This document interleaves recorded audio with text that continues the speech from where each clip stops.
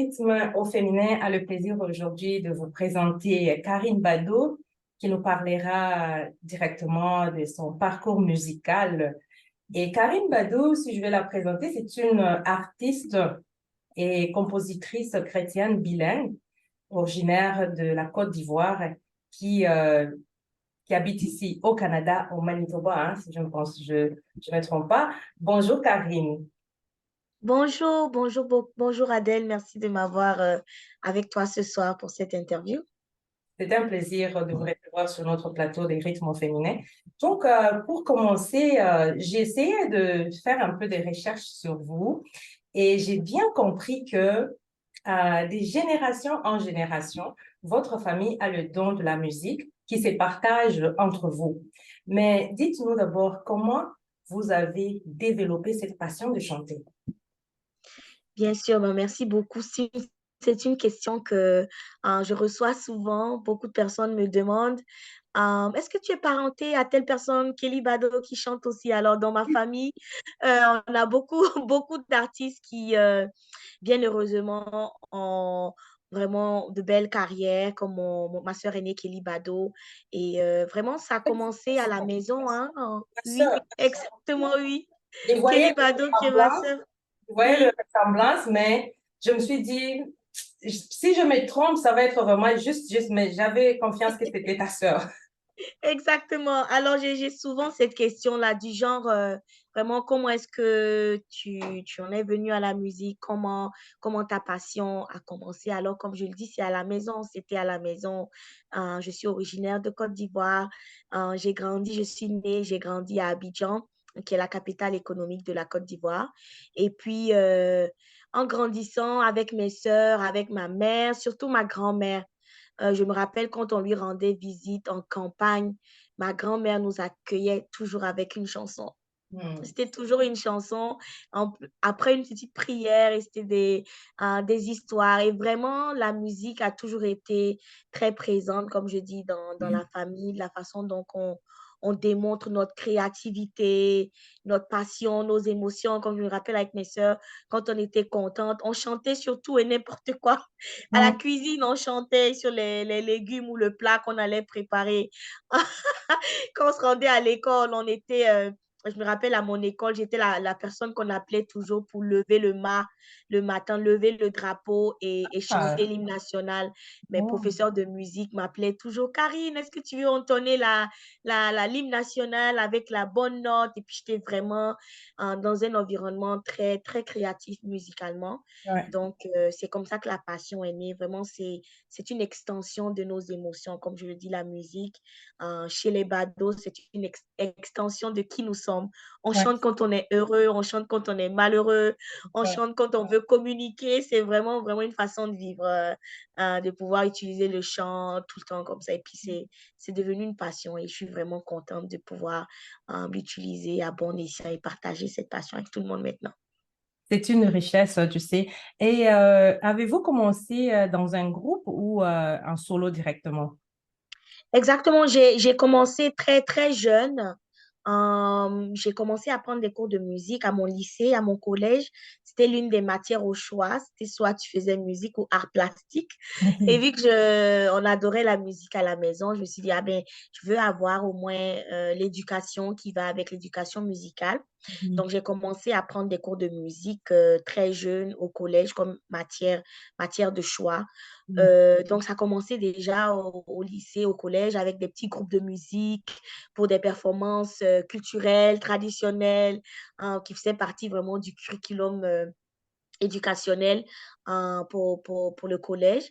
Et donc, c'est là vraiment que ma passion a commencé à prendre forme parce qu'en plus de prendre les cours, j'avais vraiment l'opportunité de joindre des groupes traditionnels. Comme je me rappelle, mon lycée, à chaque année, on organisait une fête culturelle et les parents venaient et chaque groupe représentait en fait les ethnies de la Côte d'Ivoire. Ouais. Donc, chaque groupe pouvait performer dans une langue, chanter des chansons et puis on était vraiment habillés traditionnellement.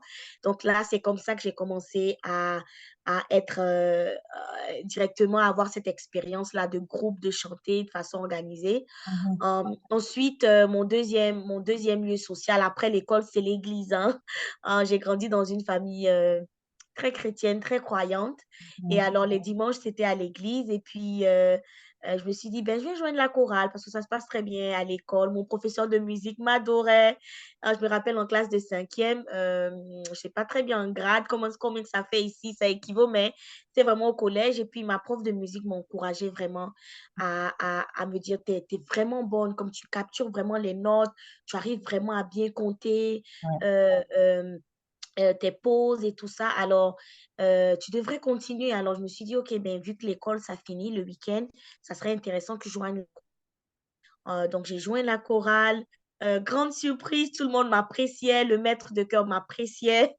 Quand il y a J'avais tout le les temps des dons, hein, salons. quand il y a les dons, quand il y a un don, là, ça vous suit et puis ça ouvre le port, ça clique comme ça, du coup, là. Exactement. Donc, il y a eu la chorale et puis ça, là, ça a vraiment déclenché parce que j'ai vraiment eu la validation, non seulement de mon maître de chœur, mon professeur de musique, Mhm. les congrégants de l'église, tout le monde était vraiment, avait ces commentaires positifs, comme ils pouvaient distinguer succinctement que c'était Karine qui chantait. Ouais, ouais. On venait après me voir, oh, je pense que j'ai entendu ta voix, est-ce que c'est toi qui as chanté cette chanson aujourd'hui? Comme...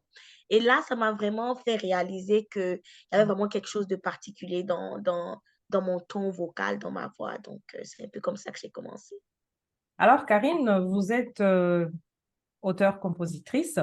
On recule un peu en arrière. Je sais que vous avez écrit votre premier chant, hein, à l'âge de 15 ans. C'est vraiment bien. Quelles a été vos sources d'inspiration? Et c'était quoi le titre encore de cette chanson? Absolument. Alors, le titre, ça s'appelait Jéhovah, tu es mon roi. Ouais. Alors, à l'âge de 15 ans, j'ai commencé à pouvoir aller à des camps bibliques qui étaient organisés par des associations religieuses dans mon école, dans mon lycée, qui était un lycée vraiment très, très religieux. Et donc, en ayant cette exposition, à connecter avec d'autres personnes qui étaient aussi qui avaient cette passion de la musique. Vraiment, c'était des camps de 5 jours où on se rencontrait en dehors de la ville. Déjà, on visitait d'autres villes. Ouais. Et ensuite, il y avait plusieurs ateliers qu'on pouvait former et tout. Donc, ça m'a vraiment ouvert les yeux sur ma créativité. Mhm. Parce que je me disais, OK, ben, comment est-ce que d'autres personnes chantent et vraiment il y avait des artistes aussi hein, qui étaient invités au camp. Il y avait vraiment un groupe musical qui composait des chansons pour le camp, vraiment des chansons dédiées au camp, vraiment une hymne d'ouverture pour le camp. Ouais. Et donc, ça m'a vraiment ouvert l'esprit sur, oh, ben, on peut composer des chansons, vraiment la beauté de l'écriture et avoir des conversations comme ça m'a ouvert l'esprit. Donc, la première chanson, ça s'appelle Jéhovah, tu es mon roi, parce que c'était vraiment des camps religieux et puis c'était ma première expérience vraiment dans un endroit très musical où il y avait des groupes musicaux, les gens ils chantaient, ils adoraient et ça m'a vraiment inspiré à écrire mon premier chant que je n'ai pas partagé. Je ne l'ai pas partagé, je l'ai écrit, je l'ai partagé peut-être à juste mon petit cercle d'amis. Oui. J'avais mon meilleur ami à l'époque qui était aussi quelqu'un qui chantait. Puis je lui ai dit, oh, ben, j'ai écrit cette chanson, mais ça sonne un peu différent. C'est pas la chanson typique ivoirienne, c'est pas la chanson typique européenne. Comme j'avais déjà du mal à accepter mon style musical parce que je pensais que j'allais composer des chansons qui allaient être vraiment très ivoiriennes ou vraiment très adaptées au public de la Côte d'Ivoire. Mais déjà, mes influences étaient très différentes des tendances musicales ivoiriennes. Donc Mais déjà, moi, j'ai commencé à avoir un peu peur. est-ce que tu penses un jour faire un remix sur cette chanson-là, le reproduire pour le Ah, lancer? mais la chanson, elle est là. Elle est là. Je pense qu'elle serait très, très bien. Maintenant que j'ai pris de l'âge et que j'ai beaucoup plus de contacts et de connexions. Et même en ce moment, en Côte d'Ivoire, il y a tellement d'influences que la scène musicale est diversifiée. Mhm. Donc, déjà, maintenant, je vois, OK, si jamais je dois faire un feat ou, comme tu dis, réécrire la chanson ou l'adapter au public ivoirien, ça serait vraiment facile de le faire maintenant. Quand vous parlez de style, présentement, je sais que vous avez déjà, la carrière est déjà en marche. Quel style de Oui, musique vous chantez et quel message vous voulez passer à travers vos chansons? bien sûr.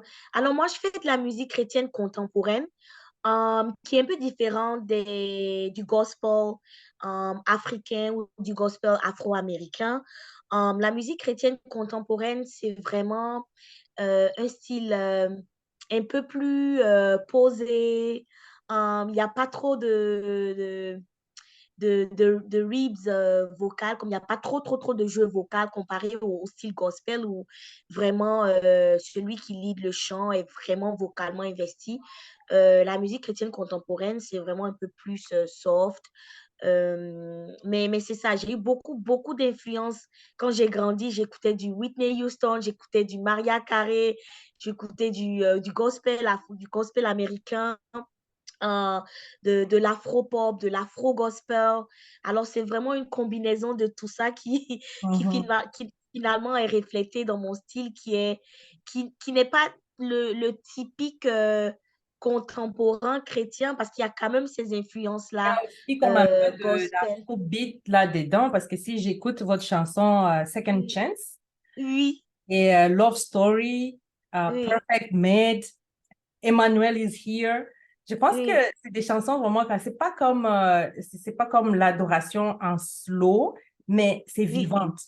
C'est vraiment oui. des chansons vivantes. Ah, mais merci. Avec certaines chansons comme Perfectly Made, des fois, Perfectly Made et Found and Crown sont des chansons où j'ai dit à mon producteur que je veux une touche afro. Comme Mhm. je veux une touche afro dans le beat, dans la façon dont ils vont l'arranger.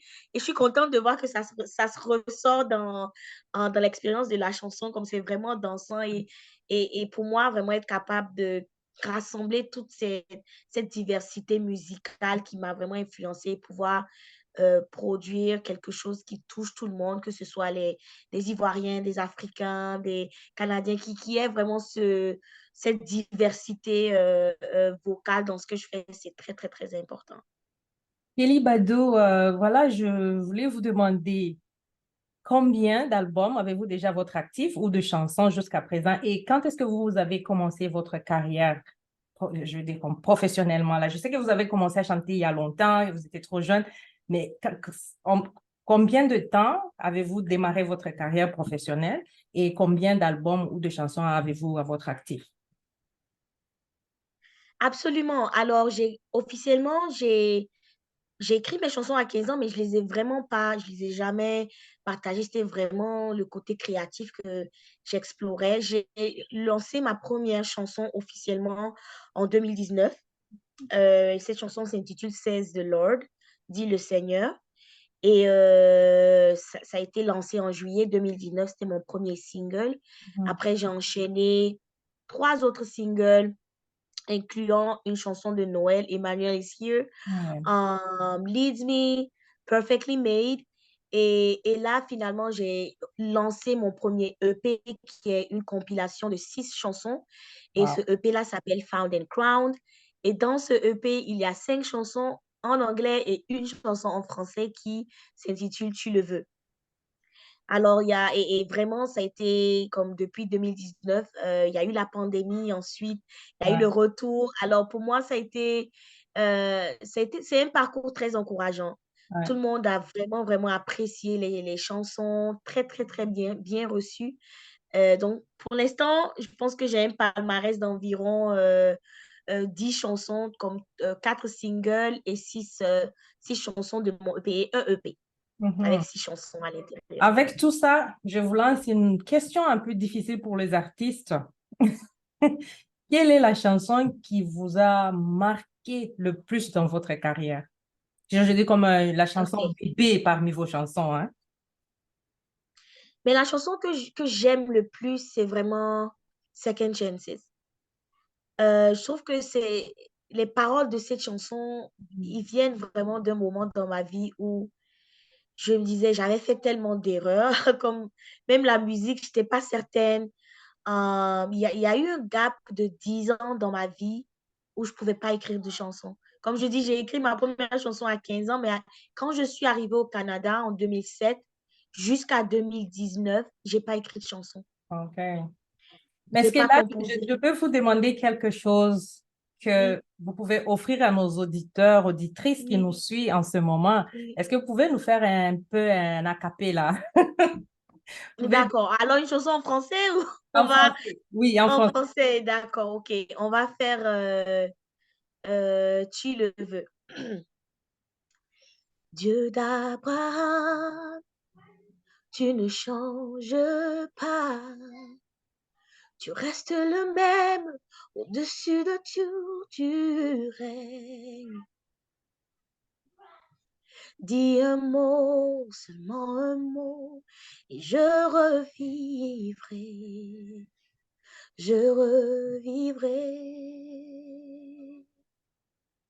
Tu le veux, tu le peux, rien n'est impossible, rien n'est impossible à toi.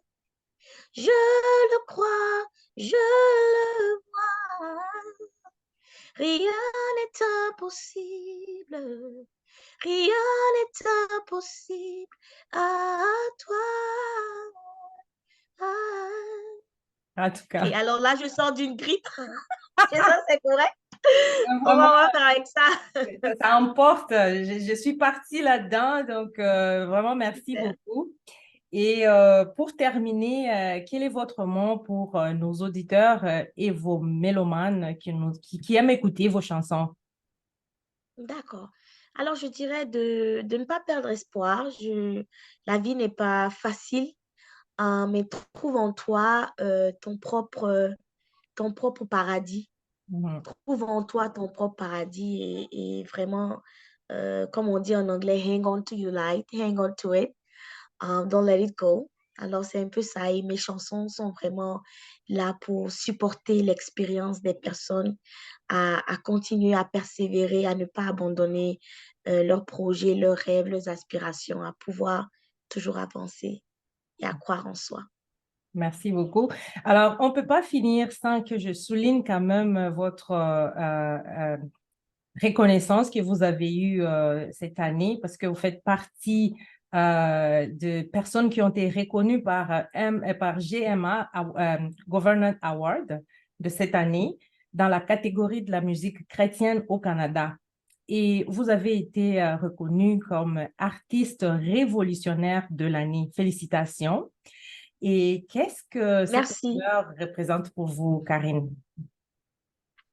Absolument, c'est ma surprise de l'année. J'ai été nominée pour 3 prix. Alors, les awards auront lieu le 17 au 18 novembre et j'ai aussi l'opportunité de faire une performance live devant l'audience. Alors, c'est vraiment un gros honneur. Et juste avoir ces nominations avec mon premier EP qui vient juste de sortir, c'est vraiment une reconnaissance de mon travail, une reconnaissance de ce que j'ai apporté à la musique ici au Canada.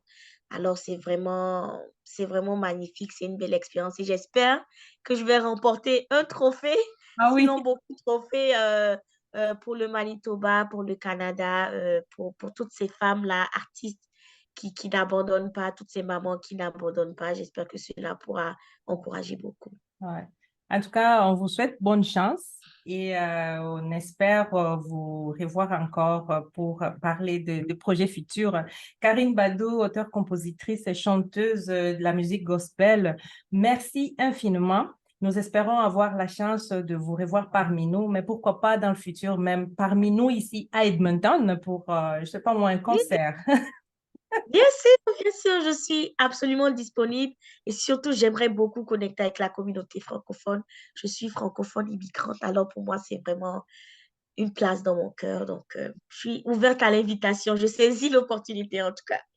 Karine Bado, auteure, compositrice, chanteuse de la musique gospel qui siège au Manitoba. À la prochaine occasion.